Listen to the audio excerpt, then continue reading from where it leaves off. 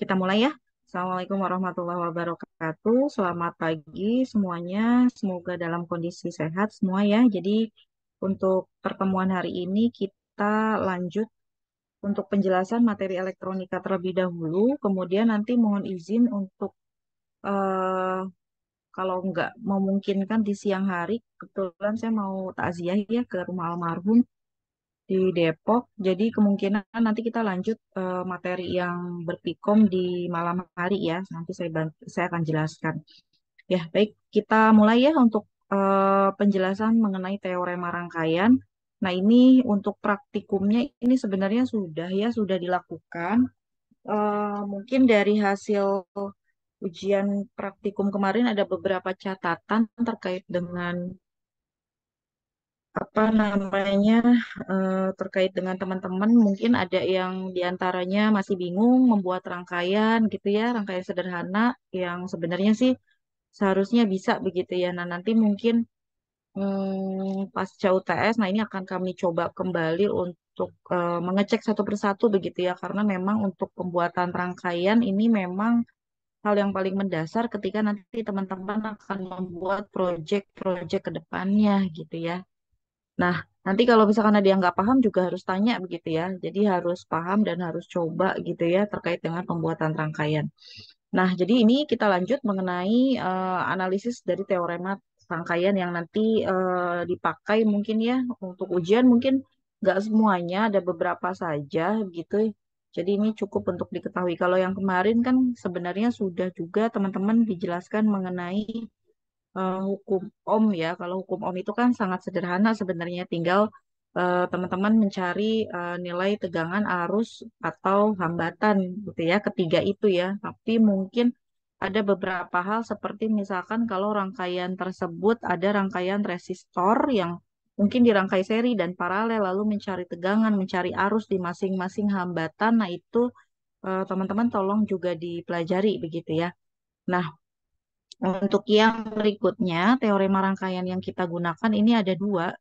Sebenarnya untuk teoremanya sendiri cukup banyak begitu ya, dari mulai superposisi, substitusi, Thevenin, Norton, Millman, sampai dengan transfer daya maksimum. Nah, untuk di elektronika ini kan memang konsep dasar ya teman-teman ya. Nah, konsep dasar yang biasanya memang harus dipahami adalah terkait dengan yang pertama hukum Ohm gitu ya, kemudian teorema Thevenin sama Norton ini. Nah, Thevenin sama Norton ini biasanya digunakan ketika memang sudah apa namanya sudah harus menghadapi rangkaian yang cukup kompleks begitu ya. Karena dengan menggunakan teorema Thevenin Norton kita sebenarnya sedang melakukan penyederhanaan begitu ya. Nah, di sini teman-teman bisa lihat ya, ada gambar rangkaian. Jadi intinya dengan teorema Thevenin ini sebenarnya adalah cara untuk menyederhanakan suatu rangkaian elektronik gitu. Jadi itu pokoknya. Nah, di sini teman-teman bisa lihat kayak misalkan ada satu rangkaian yang harus memang ada begitu ya. Syarat adanya satu rangkaian elektronik itu kan harus ada tegangan atau V. Kemudian di sini ada hambatan, di mana di sini ada tiga hambatan, gitu ya. Nah, tiga hambatan ini teman-teman bisa lihat untuk inputan yang ada di sini ada R1, R2, dan R3. Sebentar, ada telepon sebentar.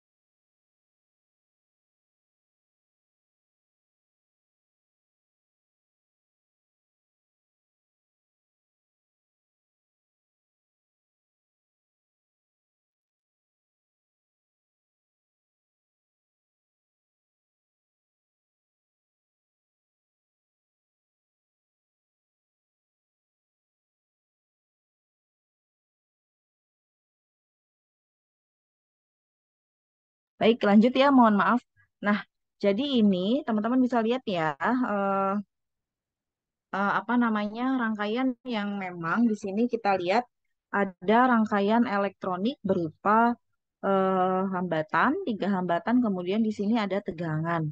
Nah, ketika nanti kita ingin menyederhanakan suatu rangkaian elektronik dengan menggunakan teorema Thevenin, nah di sini kita anggap ini adalah box hitam, di mana di sini box hitamnya ini akan mengganti nilai tegangan yang ada di awal menjadi tegangan Thevenin.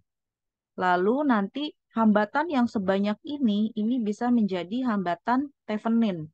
Dan R3-nya ini akan dianggap menjadi R R beban yang nanti kita anggap ini akan dicabut gitu. Nah,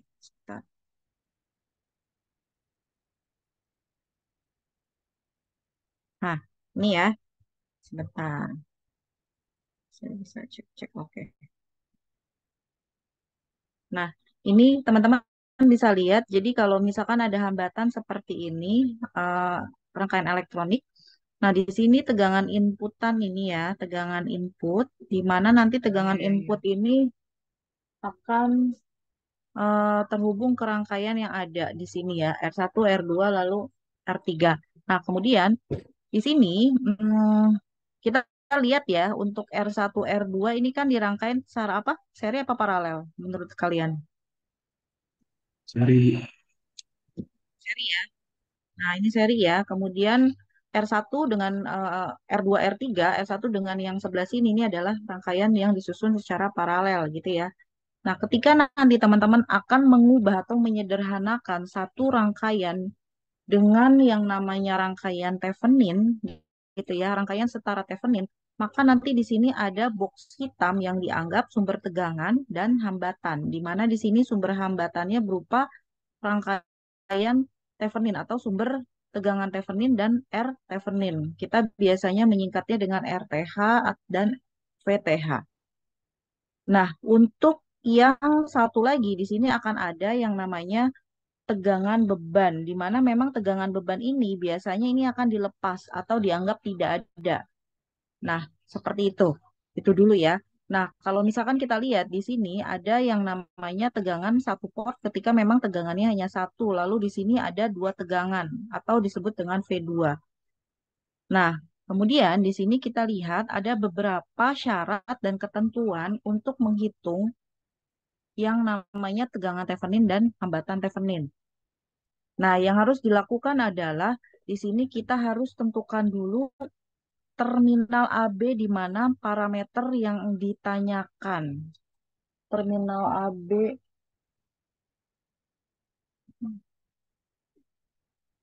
Nah, terminal AB-nya ini kita lihat ini berupa tegangan AB atau yang disebut dengan tegangan Thevenin. Kalian bisa lihat di sini. Nah,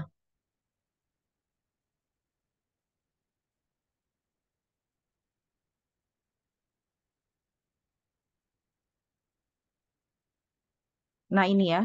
Jadi kalau misalkan tegangan Theveninnya kita anggap di sini ada satu tegangan, kemudian ada R1, R2, R3, kemudian R4 gitu ya.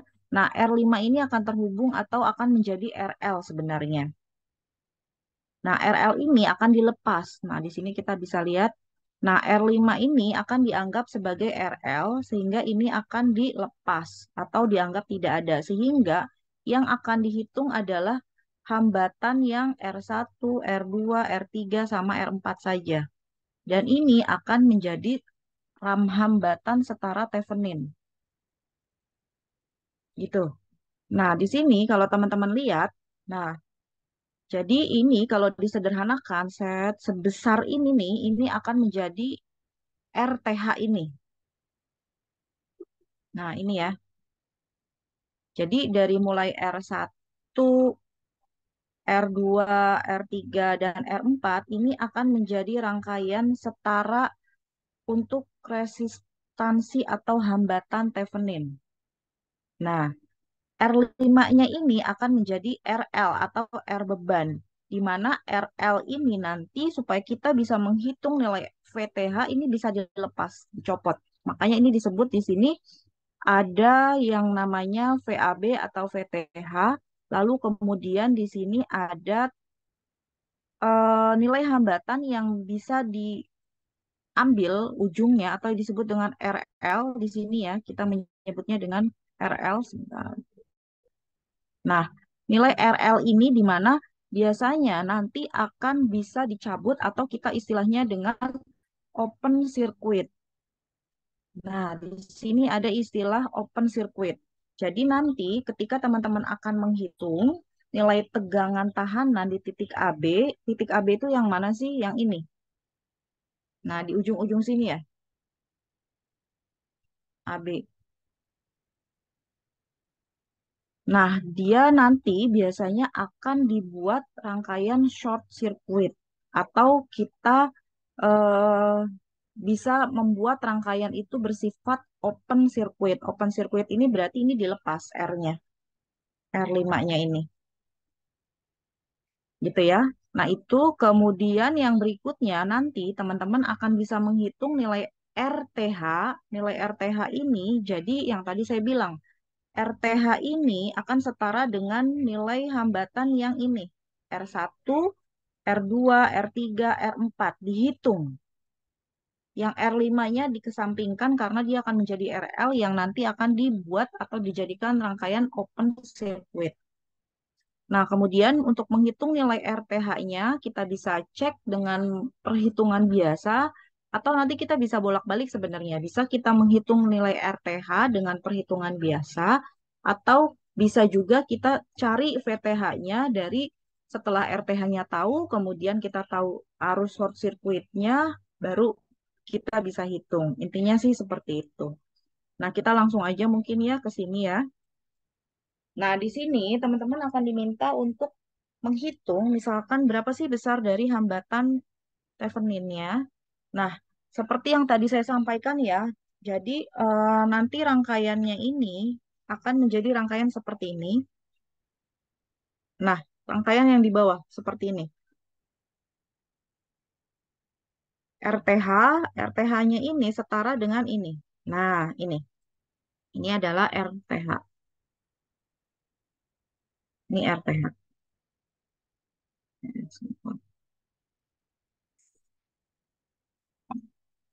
Ini ada masalah. Sebentar.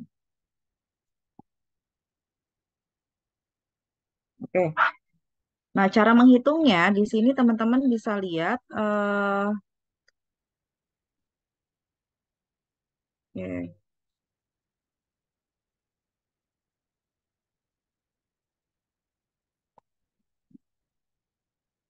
Nah, ini teman-teman bisa cek, hitung. Kalau saya sendiri biasanya merubah rangkaian ini menjadi, kalau supaya mudah dibaca, ini teman-teman bisa ubah menjadi rangkaian seperti ini. Ini R1, sebentar ya.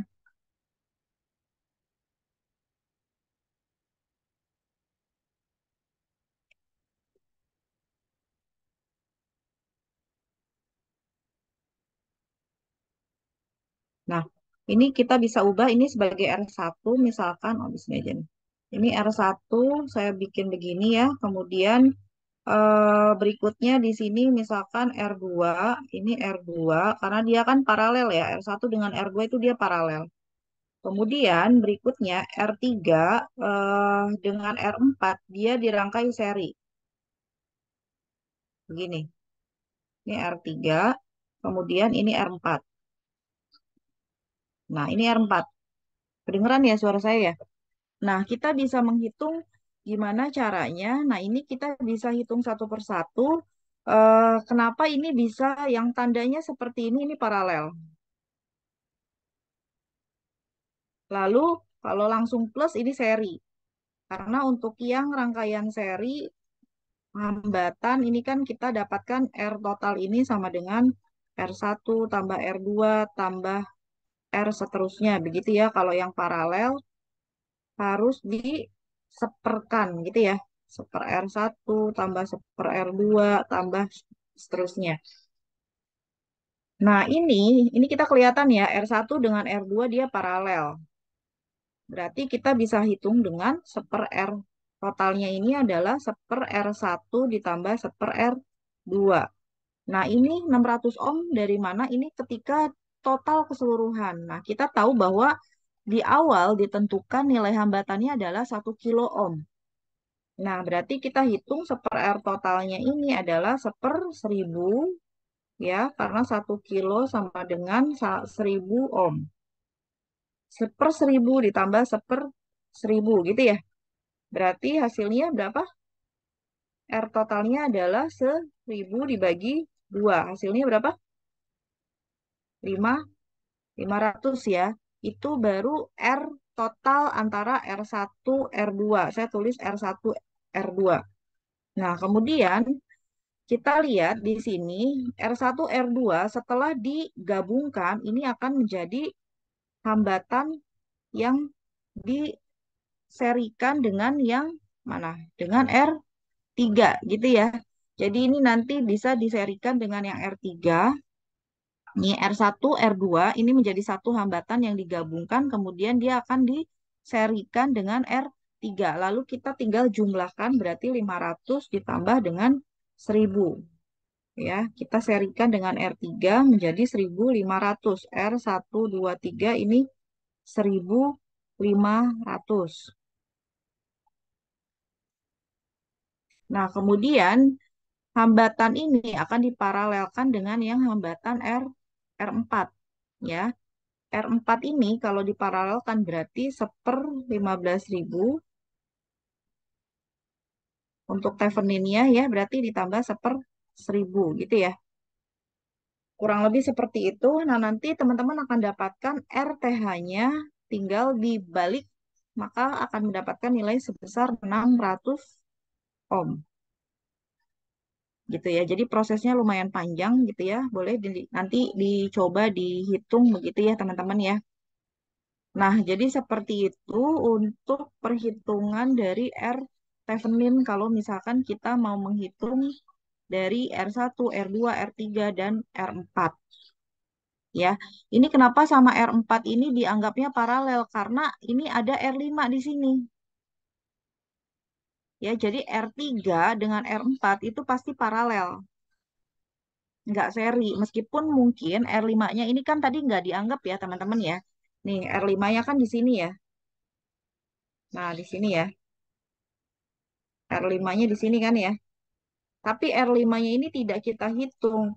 Tapi karena di sini nilai dari arus di R3 sama R4 itu berbeda, maka dianggaplah dia paralel. Gitu ya. Jadi acuan dari dia seri atau paralel adalah ketika kalau misalkan arus yang mengalir, misalkan di sini ada arus nih, gitu ya, di sini ngalir arus. Nah, arus yang ke atas sama ke bawah itu kan pasti kepecah, berarti R1, R2 tuh paralel.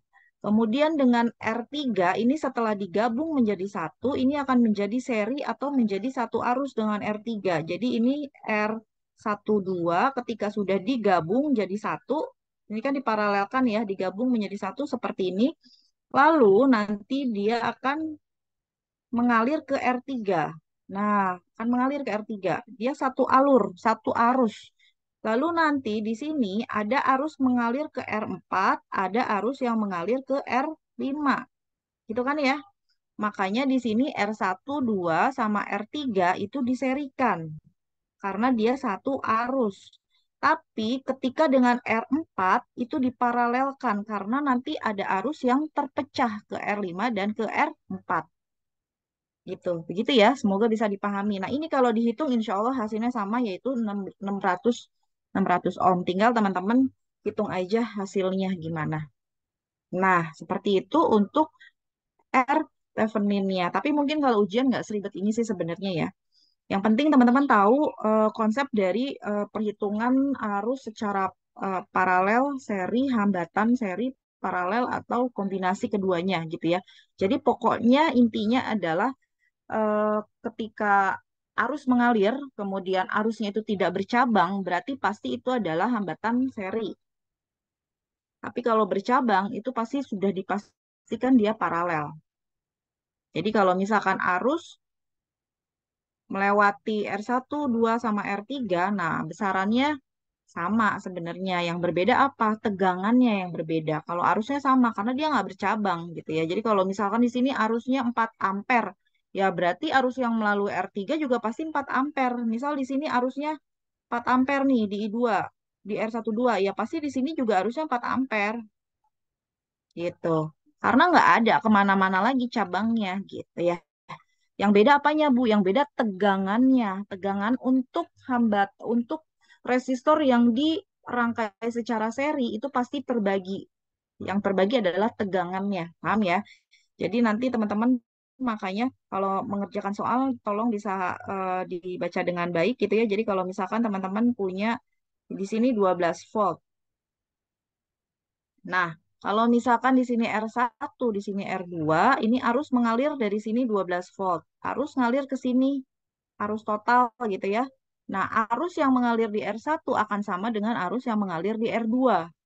Tapi kalau tegangannya berbeda pasti tergantung nilai hambatan di sini.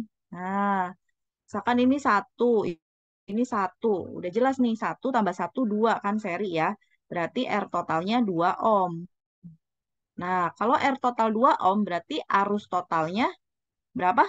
12 dibagi 2, 6 ampere.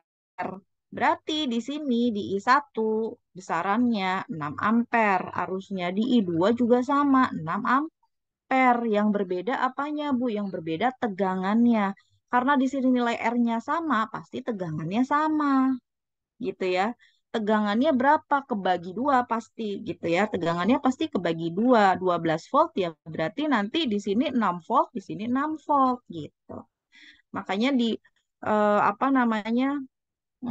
Pada saat nanti teman-teman apa namanya menggunakan hukum Ohm, nah ini harus dicek dengan baik ya nilai tegangan dan nilai hambatan yang ada. Nah, seperti itu. Nah, sekarang nanti teman-teman bisa cek kembali, ini tinggal teman-teman menghitung besar dari tegangan Theveninnya. Jadi kalau rangkaian setara Thevenin, tadi seperti yang saya bilang nih, ini adalah rangkaian keseluruhannya gitu ya. Jadi kalau misalkan rangkaian biasanya kan nggak serumit ini ya. Sehingga kita menggunakan rangkaian Thevenin sekali lagi tujuannya untuk apa? Untuk menyederhanakan, memudahkan. Jadi di sini dianggap sebegini tuh black box-nya. Nih. Nah, segini tuh black box dari Thevenin. Nah, ini diganti VTH sama RTH. Nah, R5-nya ini yang ini. Nah, jadi rangkaian sebanyak ini disederhanakan, dijadikan cuma tinggal seperti ini aja, VTH dan RTH ya teman-teman ya. Nah nanti yang RTH-nya tadi kan udah tahu tuh 600 ohm gitu ya. Nah sebenarnya kalau misalkan sudah tahu ada arus short circuit, nah itu bisa dihitung. Tapi di sini lebih mudahnya sebenarnya kalau saya sendiri eh, lebih mudah di sini kita menghitung, kalian bisa lihat nih VTH. VTH itu adalah di posisinya di sini antara ujung-ujung dari R3 dan R4. Bu, kenapa ini setengah VP? Nah, kenapa setengah? Karena ini kan satu tadi ya, 1 kilo ohm, 1 kilo ohm. Nah, seperti yang tadi saya bilang, kalau misalkan dia seri, maka akan ada rangkaian pembagi tegangan.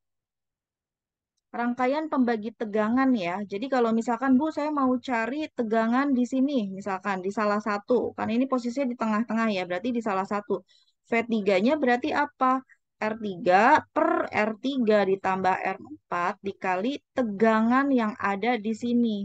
Nah, ini dianggap VP ini adalah tegangan di ujung-ujung R3 dan R4 gitu ya. Nah, untuk tegangan Theveninnya ini dianggap salah satu, kalau nggak V3 ya V4. Nah, menghitungnya tinggal 1 tambah 1 2 dikali dengan VP. 1 tambah 1 2. Jadi setengah VP itu adalah tegangan Thevenin. Nah, PR teman-teman adalah menghitung tegangan di P-nya berapa. Nah, VP-nya ini yang agak rumit. Nah, intinya di sini, untuk VP ini harus didapat dari nilai tegangan awal yang 5 volt. Jadi 5 ini dari mana? Ini adalah nilai tegangan input awal yang besarannya 5 volt. Nah, jadi cara menghitungnya tadi memang pakai pembagi tegangan dan pakai rangkaian pembagi tegangan kalau misalkan dia dirangkai seri, kemudian kalau misalkan dia paralel. Jadi kalau misalkan saya ditanya nih, kalian ditanya ini ada rangkaian. Lalu ini R1, ini R2, ini 12 volt. Nah, tegangan di V1 sama tegangan di V2 itu pasti sama besarnya, 12. Yang berbeda adalah apanya? Arusnya. Beda.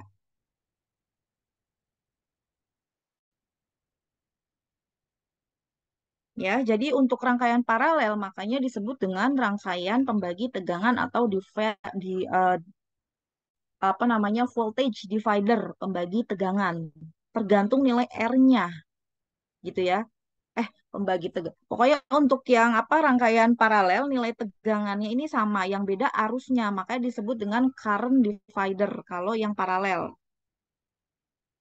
Nah, tapi tegangannya sama. Yang beda apanya? Arusnya yang beda karena dia kepecah menjadi dua, satu ke atas, misalkan ya, kemudian satu ke bawah.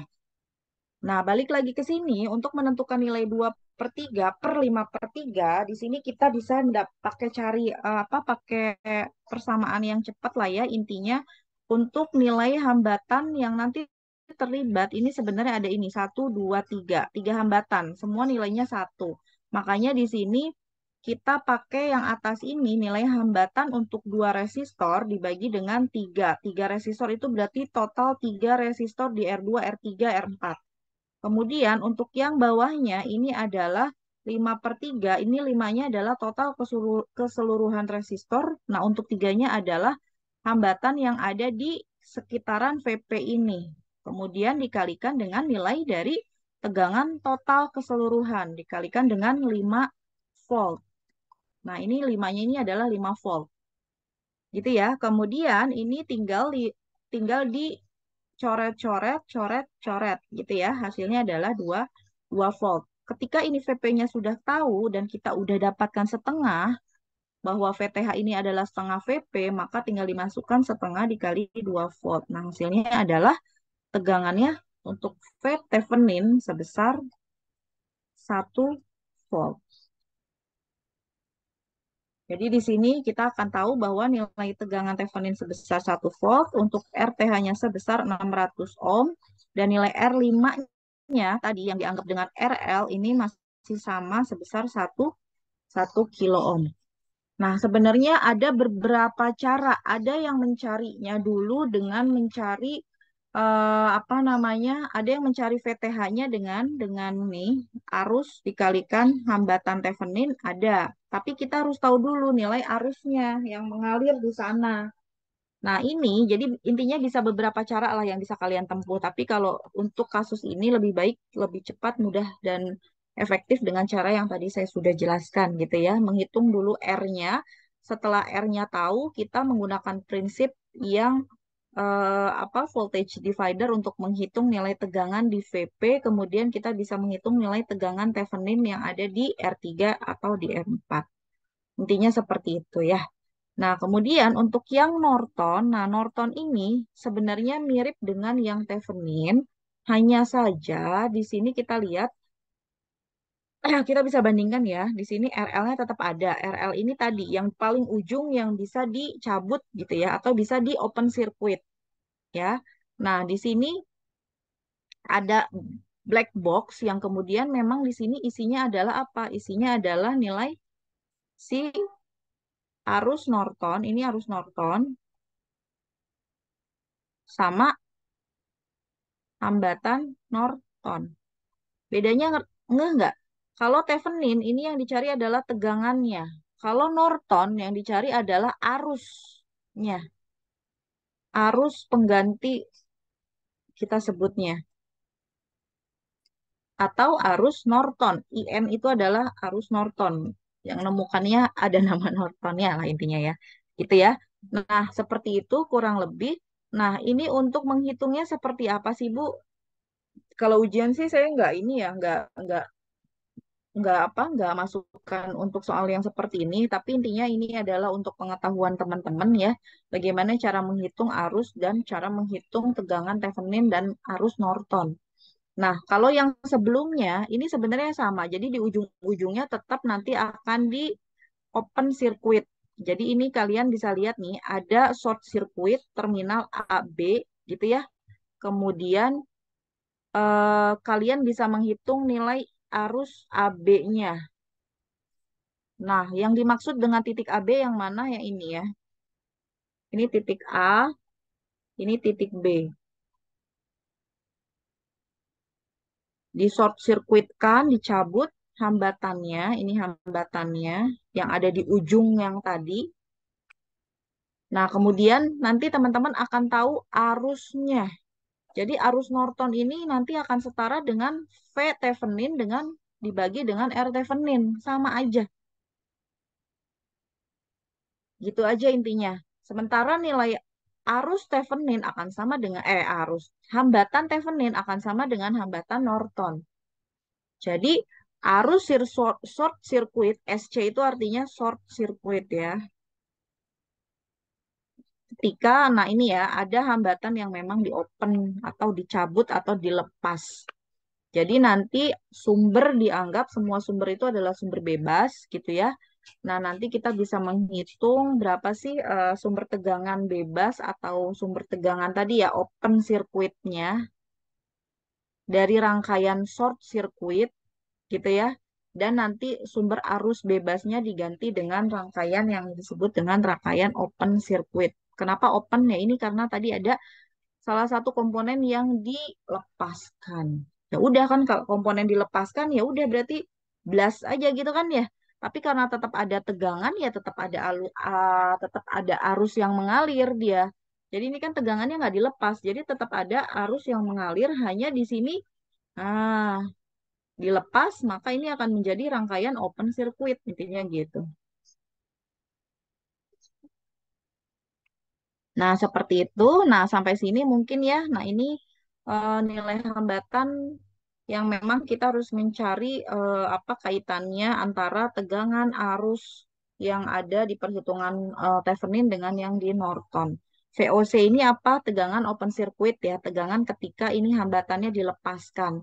Jadi bagaimana maksudnya seperti yang tadi perhitungan sebelumnya ya. Jadi tegangannya ya udah tidak dianggap aja kita menghitung tegangannya hanya di R1, R2, R3, R4 yang dihitung. R5-nya tidak kita hitung, tapi tetap kita lihat dia sebagai satu rangkaian paralel. Makanya jadinya seperti yang tadi saya hitung seperti ini. Kalau ini dihilangkan benar-benar dihilangkan, maka ini kan harusnya R3 sama R4 kan seri ya. Tapi karena R5-nya memang kita tetap anggap ada, hanya dia di short circuit atau di open atau dilepas sehingga ada arus yang mengalir ke R4, ada arus yang terbuang gitu ya, menghilang. Nah, jadi seperti itu. Jadi seperti itu memang idenya yang disampaikan oleh Thevenin dan Norton untuk apa? Salah satunya adalah untuk memudahkan kita dalam menghitung atau menganalisis satu rangkaian elektronik begitu ya. Karena ketika nanti kita bekerja dengan rangkaian elektronik, kalau sekarang kan mungkin kalau satu dua resistor mudah ya menghitungnya menggunakan hukum Ohm. Tapi kalau sudah ada hambatan yang jumlahnya banyak seperti yang ini baru 4 ya, baru 5. Tapi kalau misalkan nanti ada R6, R7, R8, dan seterusnya, maka yang paling mudah ini adalah kita menggunakan teorema Norton dan teorema Thevenin. Itu ya teman-teman ya. Oke. Nah, seperti itu yang apa namanya? Yang bisa saya jelaskan untuk yang pertama, yang berikutnya kita lanjut ke arus AC dulu ya. Nanti kalau udah setengah 11 saya diinfoin aja ya. Semoga sih sudah selesai. Nah, ini yang berikutnya, ini adalah arus AC. AC ini adalah kepanjangan dari alternating current. Aduh, ini panas banget, Kak. Bentar ya, laptop saya panas.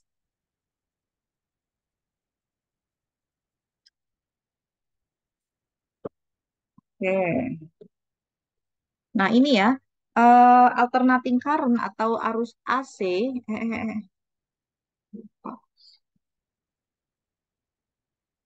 Nah, arus AC atau disebut ini kepanjangannya AC itu adalah alternating current.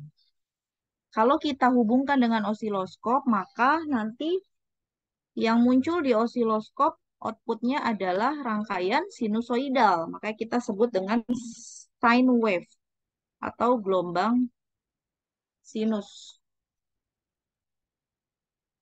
Sinusoidal, gitu ya. Nah, kalau sinusoidal ada yang namanya amplitudo, ada yang namanya frekuensi, gitu ya, ada yang namanya periode. Makanya kita menghitung ada VPP, ada apa namanya time periodnya dan lain-lain. Nah, mungkin dulu di SMA saya yakin sih sudah pernah ada ya. Oh ya, sudah pernah mempelajari mengenai rangkaian AC atau alternating current ya. Cuma mungkin tidak terlalu detail. Nah, untuk yang rangkaian atau sumber arus AC ini kita sebenarnya banyak banget ya teman-teman menggunakan. Kayak misalkan kita sekarang nih pakai apa namanya, pakai lampu rumah, kemudian apalagi tuh setrikaan gitu ya, rice cooker. Nah, mereka semua barang-barang itu, perangkat elektronik itu menggunakan yang namanya sumber arus AC. Nah, kenapa disebut dengan AC? Nah, ciri khasnya AC itu dia, lihat di sini ya, dia berubah-ubah sesuai dengan perubahan waktu. Di sini dia nol. Kemudian saat di tengah dia maksimal. Kemudian saat di sini dia kembali lagi ke nol. Nah, lalu di satu ketika dia akan ke negatif. Nah, nah, jadi sebenarnya ini juga terjadi ya. Jadi kalau lampu bilang bahwa sebenarnya lampu yang ada di rumah kita, kalau sumbernya AC, nah dia sebenarnya nyala mati gitu. Nyala mati. Nah, kerasanya kalau apa? Kalau sedang tegangan di PLN-nya tidak stabil. Jadi dia kedip-kedip ya nggak? Nah, kalau dia stabil, ya kita seolah-olah melihat lampunya nyala terus. Padahal sebenarnya kondisinya lampu tersebut nyala mati, tapi cepat. Artinya frekuensinya cepat sehingga mata kita tidak mampu mendeteksi bahwa lampu tersebut sebenarnya nyala mati gitu. Nah, ini sebenarnya sudah melihat atau menunjukkan terkait dengan grafik sinusoidal yang ada di sini gitu ya. Nah, nah ini pola sinusoidal dan kalau sinusoidal sudah pasti persamaannya pun akan menyesuaikan dengan persamaan sinusoidal. Ini ada Vmax-nya. Vmax itu berarti menunjukkan dia tegangan maksimumnya gitu ya atau puncaknya. Jadi ini amplitudonya sebenarnya. Kemudian sin omega T. Kita dulu pernah belajar ya, omega itu dari mana sih dapatnya? Dari 2pi kali F. F ini adalah frekuensi.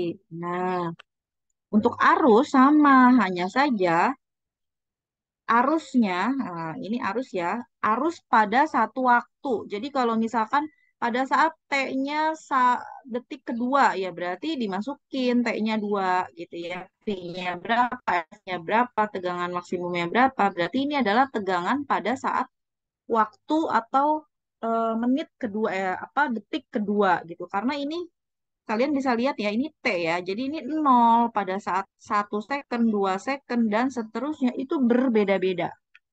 Sekali lagi. Nah, ini adalah nilai dari omeganya, 2pf. Jadi ini 2pf. Ini omeganya tuh sebenarnya hanya ini doang ya, teman-teman. Nah, sementara frekuensi ini adalah seper T gitu. Jadi hubungan antara frekuensi dengan perioda, frekuensi adalah 1 per period. Ya, jadi ini disederhanakan atau diubah bentuknya menjadi 2pi per T dikalikan T. T yang ini waktu, T yang besar ini perioda. Beda ya. Kalau perioda itu waktu yang dibutuhkan untuk membuat satu gelombang. Itu perioda. Nah, ini nih waktu untuk membuat satu gelombang penuh, satu gelombang itu kan satu lembah. Itu adalah perioda. Kalau waktu lebih ke detik ya. Detik pertama, dua, tiga, empat, dan seterusnya. Nah, seperti itu. Nah, ini untuk penentuan period dan amplitudo, teman-teman bisa lihat kemarin kan kalau di lab bisa lihat ya terkait dengan sinyal inputan bisa beberapa bentuknya. Ada sinusoidal, ada kotak atau persegi, ada segitiga, ada gergaji. Nah, itu ya. Nah, ini nanti menjadi pertanyaan aja gitu ya, bisa dijawab masing-masing gitu ya. Kira-kira tegangan maksimum sumber AC di rumah kalian berapa sih? Kemudian osilasinya berapa? Nah, ini ngitungnya gimana? Sebenarnya ini dari praktik juga bisa gitu ya. Nilai periodenya berapa? Nah, ini teman-teman bisa apa namanya? Bisa ini ya, bisa hitung sendiri. Biasanya memang tegangannya itu di 220 volt ya untuk sumber AC yang ada di rumah kita karena sumbernya adalah sumber PLN. Berarti nanti sebenarnya tinggal teman-teman hitung menggunakan persamaan ini. Tegangan maksimumnya dianggap aja misalkan 220 ya, kemudian dikalikan dengan sin omega T. Omega itu 2 pi kalikan F kalikan T. T-nya ini bisa dihitung, nah frekuensinya ini bisa dianggap sekian, misalkan 1 kHz aja gitu ya. Kalian bisa cari misalkan frekuensi pada PLN berapa sih? Biasanya di kisaran 1 kHz. Nah, ini bisa dijadikan sumber untuk mencari omega 2 pi kali F. Lalu T-nya yang mana? Ini T, ini T, ini T. Gitu ya, kira-kira seperti itu. Nanti bisa dihitung-hitung aja. Nah, ini untuk alat ukur osiloskop dengan multimeter. Sekali lagi saya sampaikan, kalau kalian mau menghitung nilai tegangan nih misalnya, kalian bisa menghitung pakai dua-duanya nih teman-teman. Di osiloskop, di multimeter. Tapi nilai yang terukurnya berbeda. Kalau di osiloskop kita menyebutnya dengan tegangan maksimum. Tapi kalau di multimeter ini kita hitung dengan atau kita sebut dengan tegangan efektif. Nah, jadi osiloskop itu kita menghitung, kita bisa melihat perubahan tegangan tiap waktu. Perubahan tegangannya nih. Kita bisa lihat nih. Misalkan detik kesekian berapa sih tegangan? Karena dia kelihatan berubah. Beda dengan multimeter. Kita nggak bisa ngelihat. Kita cuma tahu, oh ini tegangannya sekian. Udah gitu ya. Tanpa kita bisa tahu tegangan di masing-masing waktu detik ke satu, detik ke 10, detik kesekian tuh kita nggak bisa lihat gitu ya. Nah, kemudian dapat menentukan tegangan maksimum. Jadi tegangan yang diketahui atau dihasilkan oleh satu osiloskop kita sebut dengan tegangan maksimum. Lalu frekuensinya juga kita bisa tentukan. Tapi kalau multimeter, kita bisa menghitungnya, kita bisa tahu nilai apa sih dari multimeter, kita tahu nilainya adalah tegangan RMS. RMS ini adalah tegangan efektif. Masih ingat nggak hubungan antara V efektif dengan V max? V max dibagi akar 2. Gitu ya. Nah, kalau di fisika, nah hubungan antara VRMS atau V efektif itu sama caranya dengan membaginya dengan nilai akar 2.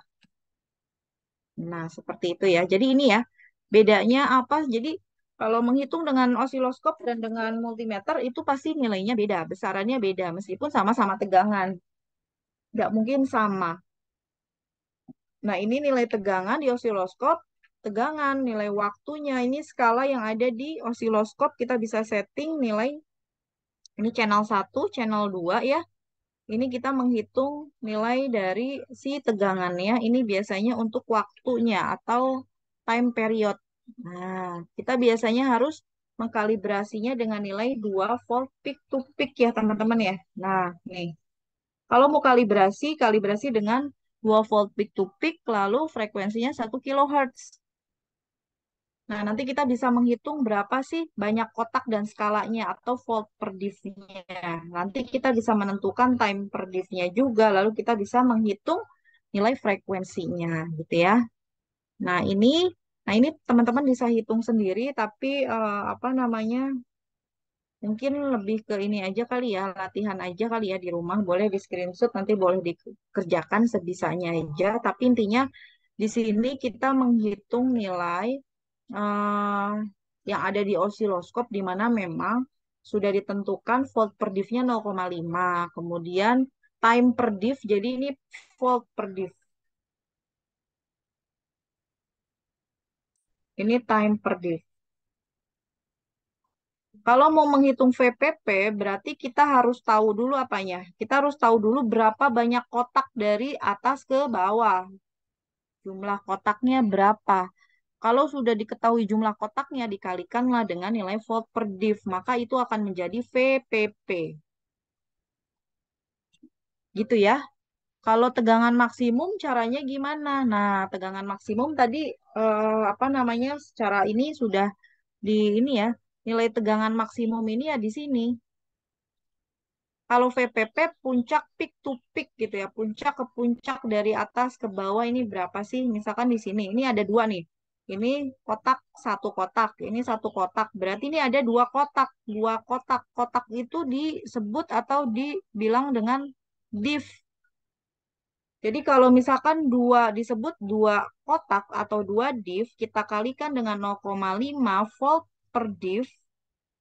Ini div-nya akan dicoret, maka akan menjadi 2 kali setengah berapa? Satu ya, 1 volt.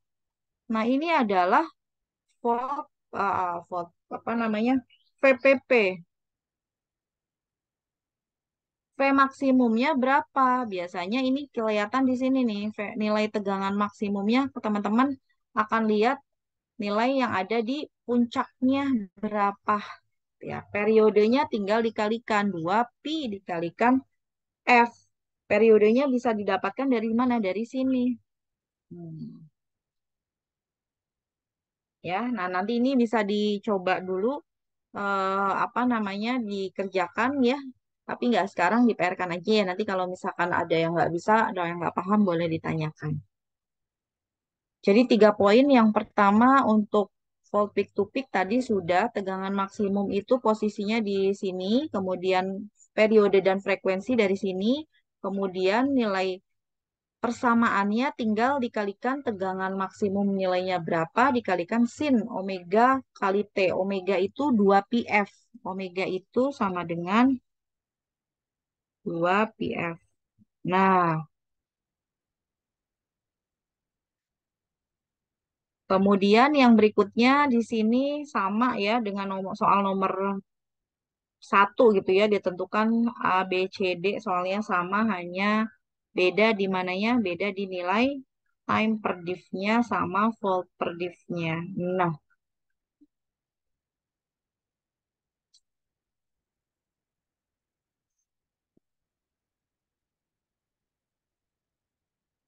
itu kemudian untuk yang berikutnya, nah ini perhitungannya. Kalau kita mau menghitung, jadi yang tadi saya bilang bahwa hubungan antara tegangan RMS, RMS itu sama juga dengan tegangan efektif. Saya biasa nulisnya VF, ya. V efektif ini akan sama dengan tegangan maksimum dibagi akar 2. VRMS ini atau V efektif ini adalah nilai yang muncul di multimeter. Nah,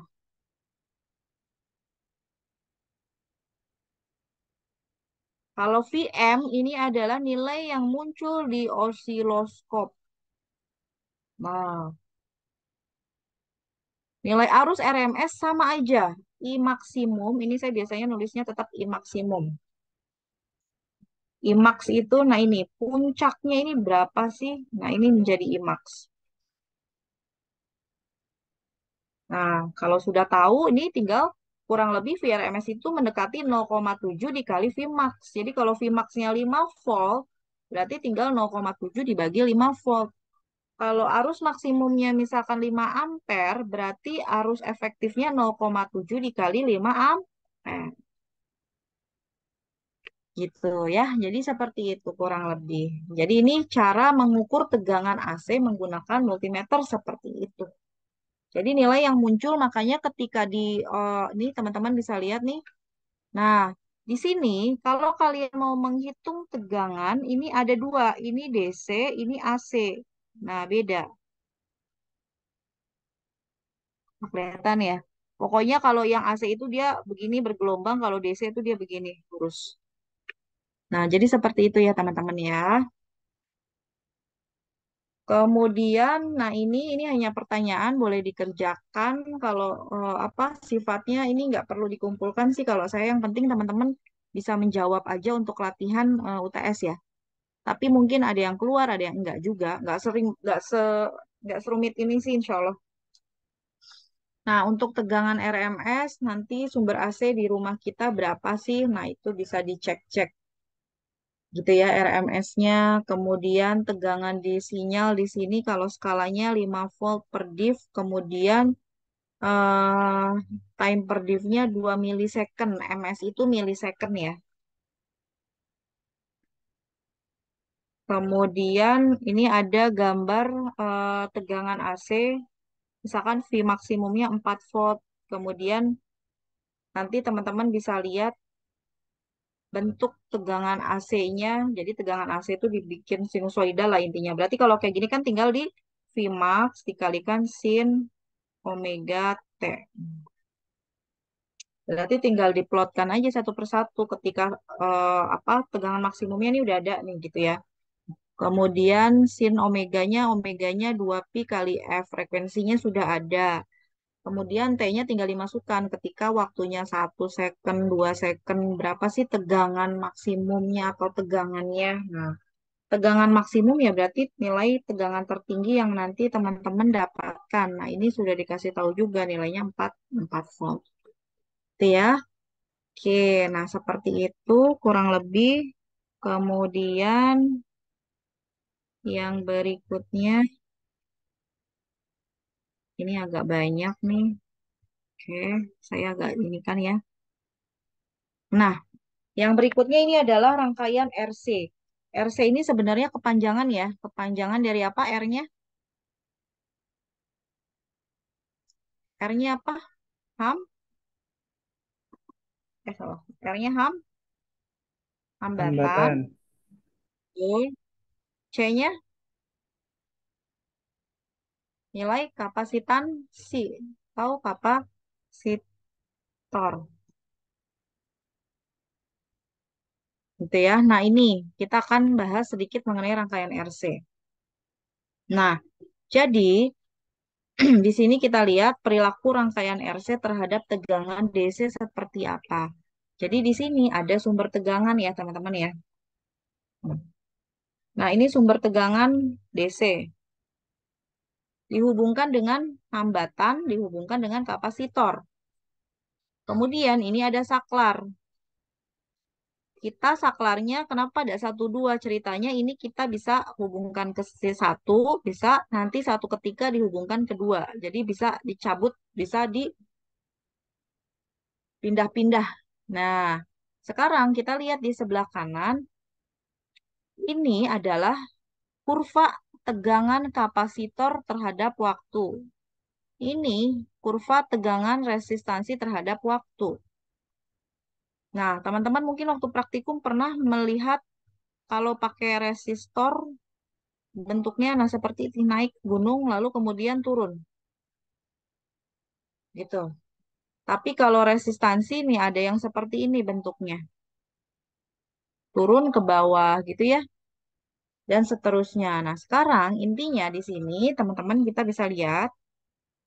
Jadi ini hasil dari apa namanya? Praktek begitu ya menggunakan rangkaian RC atau resistor dan kapasitor ketika sumber tegangannya adalah sumber tegangan DC. Jadi di sini disebutkan ya, ketika saklarnya terhubung ke saklar ke nomor satu, ini alir akan kok alir.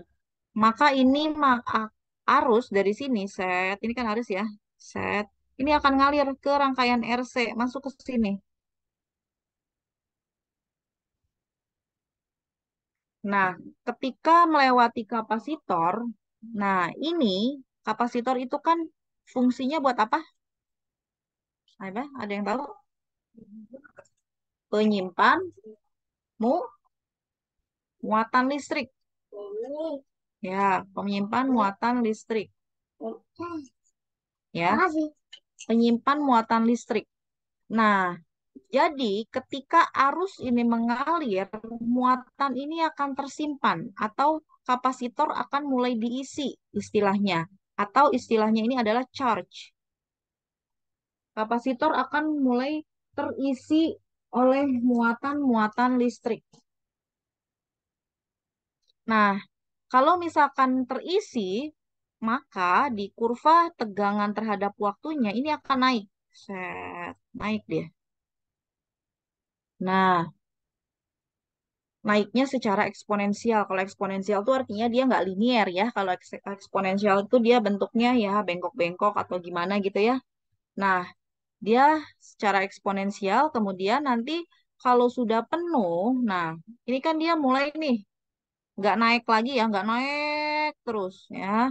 Berarti sampai satu titik dia penuh, kalau sudah penuh, itu artinya tegangan kapasitornya di sini nih, tegangan di kapasitor sini sudah sama dengan tegangan yang ada di sini. Misalkan ini 12 volt, berarti tegangan di sini juga sudah 12 volt. Udah sama tuh. Berarti kapasitornya penuh tuh. Udah, kalau dia penuh, maka nanti dia akan otomatis menyetop arus DC. Jadi arusnya udah nggak akan bisa lewat lagi, udah stop di sini dia. Sehingga nanti arusnya akan menjadi nol seiring dengan meningkatnya tegangan di kapasitor. Jadi udah nggak bisa lagi ada yang arus mengalir ke sana. Nah, sementara di sini tegangan pada resistor dari yang mulai awalnya sama dengan tegangan E0. Jadi kalau resistor justru awalnya dia tegangannya sama dengan tegangan kapasitor VR pertama ini tegangan awal. Kalau kapasitor awalannya itu nol di sini, tegangan awalnya di sini kalau kapasitor. Kalau resistor justru di sini awalannya. Nah, di saat yang sama resistor naik, maka kapasitor akan turun menuju ke titik nol gitu. Itu ya. Nah, sementara kalau misalkan nanti saklar terhubung ke yang kedua nih, yang ini ya, saklar kedua. Nah, nanti akan terjadi proses yang namanya pembuangan kapasitor. Ya udah dibuang aja gitu ya, arusnya dibuang atau istilahnya discharge. Sehingga nanti tegangan di kapasitor ini turun. Nah, ini adalah proses discharge. Nah, discharge ya. Dan sebaliknya, kalau resistor dari titik nol dia akan turun ke bawah ke titik negatif. Seperti itu. Dari bawah ke atas maksudnya ya, dari titik sini, dari polaritas negatif lalu ke atas, ke titik nol.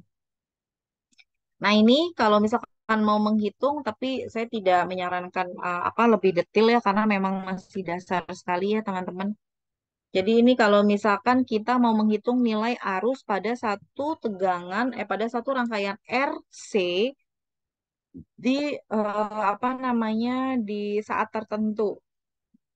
Jadi ini T-nya, ini adalah periodenya, kemudian ini adalah tegangan, ini adalah hambatan, ini adalah eksponensial ya. Jadi kalian bisa menghitung eksponensial min T waktu kesekian dibagi dengan RC. Ini adalah waktu pengisian kapasitor. Nah, ini tegangannya, kalau misalkan teman-teman melihat, tegangan pada kapasitor bisa dihitung dengan persamaan ini. Hmm. Itu ya, jadi kalian cukup tahu aja sih, nggak apa-apa. Ini proses charging ya, naik dia, set ke atas. Nah, di sini kita bisa lihat eh, nilai ini adalah konstanta waktu. T di sini adalah konstanta waktu yang besarnya tinggal dikalikan besaran R dengan kapasitor. Nilai resistansi dengan kapasitansi. Nah, ternyata dia membutuhkan waktu sebanyak 5T. Nah, di sini teman-teman bisa lihat Nah, ini nggak kelihatan ya. Satu, dua, tiga, empat, sampai lima. Untuk dia terisi penuh. Nah, di sini ada lima. Nah, di sini dia baru penuh. Penuh.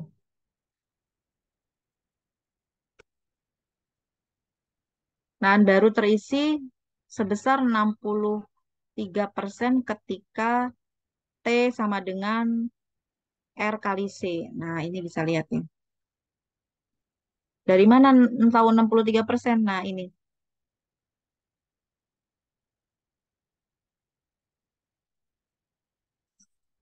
Jadi dapat dari sini. Tinggal dimasukkan ke persamaan ini.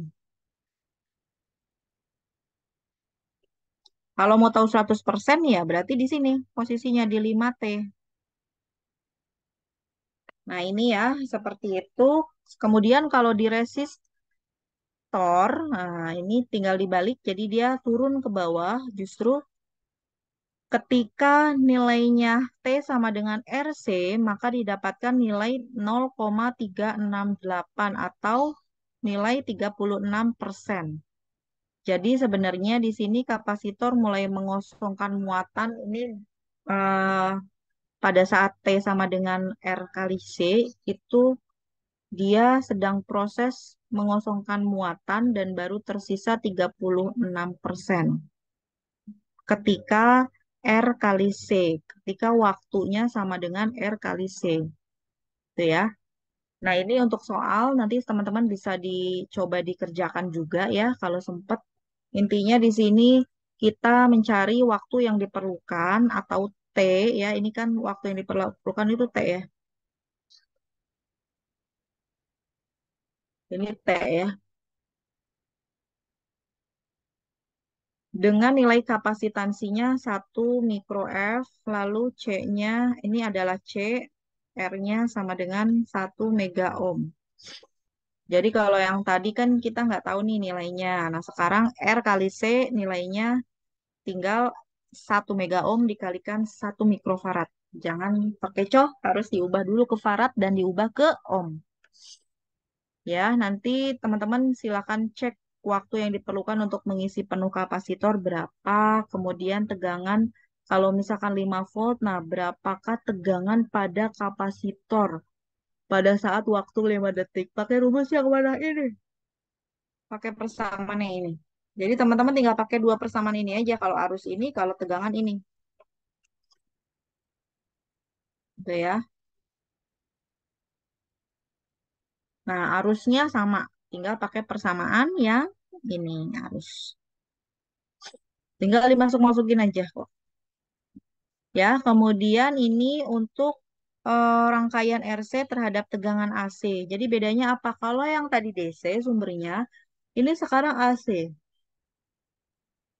Jadi lumayan rumit ya, tapi ini nggak usah dipusingin lah yang untuk UTS nggak akan ngejelimet ini sih kalau saya pribadi ya. Nah, intinya di sini teman-teman harus tahu nilai arus. Ini adalah tegangan maksimum, arus atau tegangan. Kalau mencari tegangan berarti di sini nilai arus ini di sini. Tegangan yang garis push. Makanya di sini ada nilai tegangan. Ini kan arusnya lebih dulu ya. Tegangannya ketinggalan. Makanya ada nilai min 90. Nih,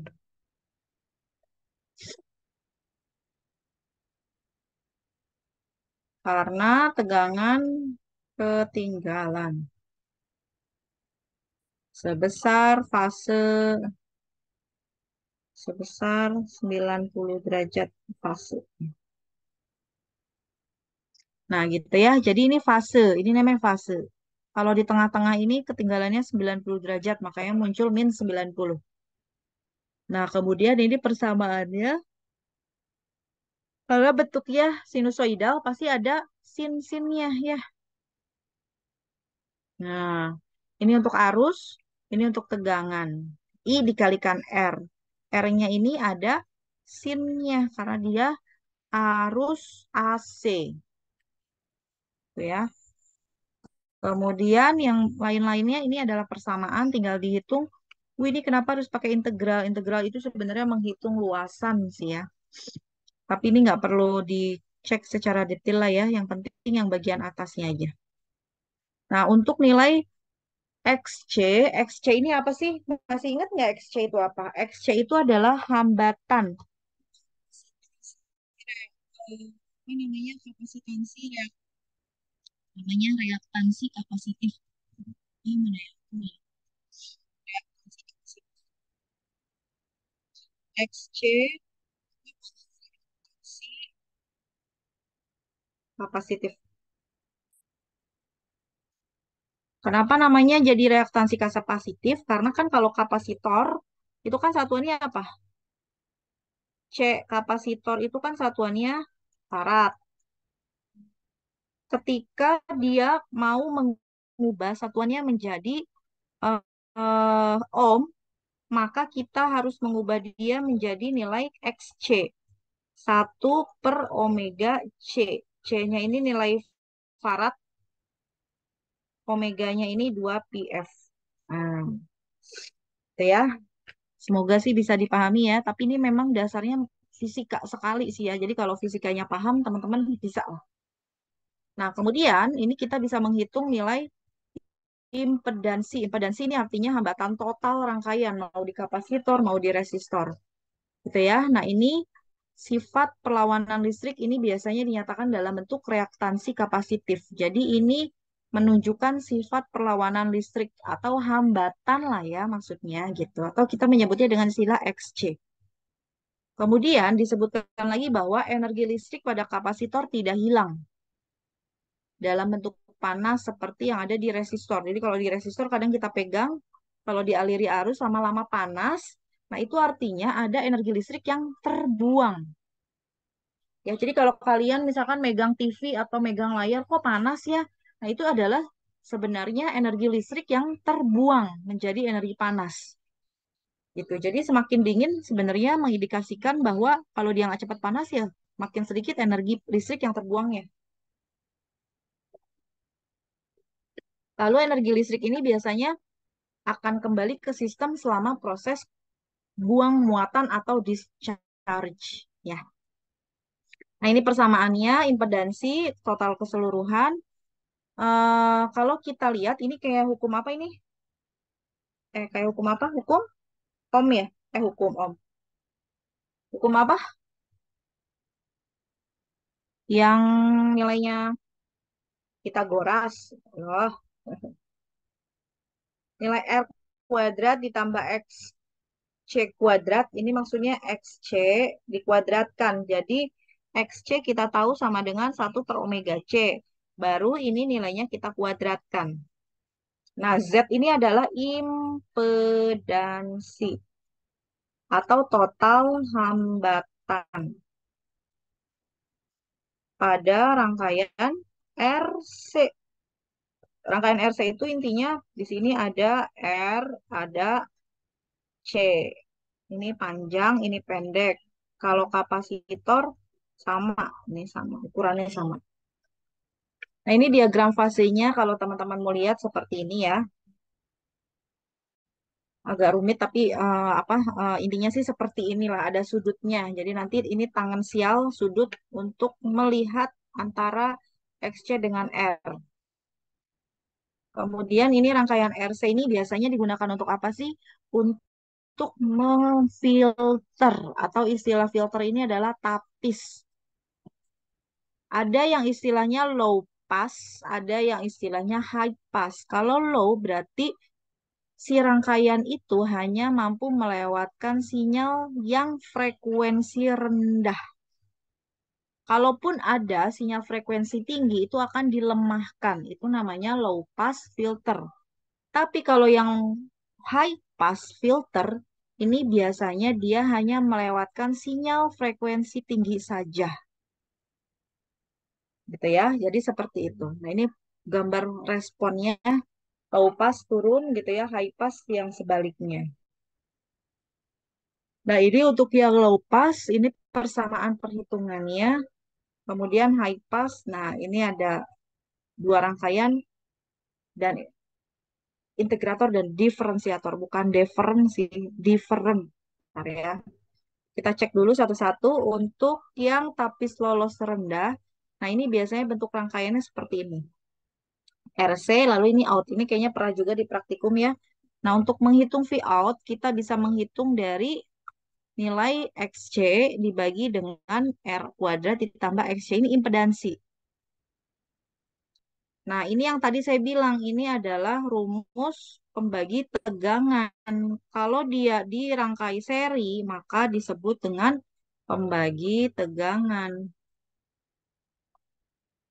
Persamaannya bisa dengan R. Kalau kita mau mencari di sini, berarti kalau kita mau cari di R, kalau ini R1, misalkan ya, ini R2, berarti kita mau cari nilai V1 itu tinggal R1 per R1 tambah R2 dikali V inputannya. V inputannya ini. Tapi karena ini kapasitor, ini resistor, maka kapasitornya harus kita ubah jadi XC. Lalu total ininya R1 R2-nya kita harus cari dengan Z. Z gitu ya teman-teman ya. Itu aja sih yang penting, yang lainnya enggak. Nanti itu untuk perhitungannya kalau diperlukan. Nah, begitupun dengan yang kalau di R, tinggal R-nya jadi pembilang dibagi dengan Z, dikalikan V inputan. Gitu ya. Kemudian kalau high pass, nah ini biasanya digunakan untuk menentukan batas awal peredaman. Kita bisa menentukan nilai R dan C-nya berapa sih yang nanti digunakan gitu ya. Nah, ini high pass dan low pass filter. Nah, dua rangkaian yang biasa dipakai untuk yang eh, apa namanya rangkaian yang RC terhadap sinyal kotak ini ada integrator, ada diferensiator. Kalau integrator bentuknya seperti ini, teman-teman bisa lihat ya, ada di outputnya di kapasitor, diferensiator di resistor. Intinya itu aja. Ini juga kemarin ujian praktikum juga ada ya. Kemudian pengaruh periode dari sinyal inputan. Nah, di sini teman-teman bisa lihat untuk inputan seperti ini, inputannya kotak. Nah, ketika melewati kapasitor dia akan seperti ini bentuknya. Atau biasanya kalau dia sinusoidal banyak juga yang bentuknya begini nih. Nah, lalu kalau melewati R, nah dia bentuknya begini. Ini tergantung nilai kapasitornya, teman-teman. Ada yang kotak begini ini sebenarnya memang nilai lengkungannya mendekati lurus. Nah, ini ada yang melengkung sekali. Jadi dia seperti terpotong ya. Jadi kayak terpotong, jadi bentuknya melengkung. Intinya sih itu ya. Nah, kalau menggunakan apa outputnya di resistor, nah ini akan seperti ini bentuknya. Tiga ini. Ada yang benar-benar tuh lihat ya bentuknya sung. Sinya apa namanya benar-benar ini. Oke. Ada yang mau ditanyakan dulu teman-teman? Rangkaian RC udah jam 10.16 ya. Mungkin nanti kita akan kepotong, nggak apa-apa lah, cukup ya. Tinggal saya jelasin sedikit, mungkin nanti kita lanjut untuk yang rangkaian dioda sama yang rangkaian transistor bipolar. Ini nggak terlalu banyak sih, hanya untuk pengetahuan aja. Nanti sebentar mungkin kita akan jelaskan, mungkin nanti apa namanya di kemungkinan di malam hari ya teman-teman ya. Gitu mungkin sampai sini ada yang mau ditanyakan dulu, teman-teman. Mungkin ada yang mau pergi juga, soalnya ya ada yang kelas ini ya Jumatan ya. Tidak ada, aman? Maaf Ibu, izin bertanya. Iya, iya, iya. Gimana? Untuk materinya apakah dapat diupload pada kelas Bu? Soalnya di kelas baru materi pertama saja Bu. Oh iya, iya. Oke, oke.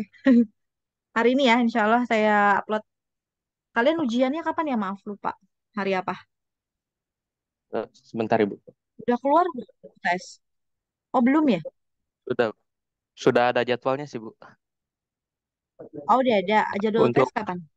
untuk elektronika tanggal 13 Oktober Bu, hari Jumat. Oh, oh, oke, oke, oke. Siap, siap.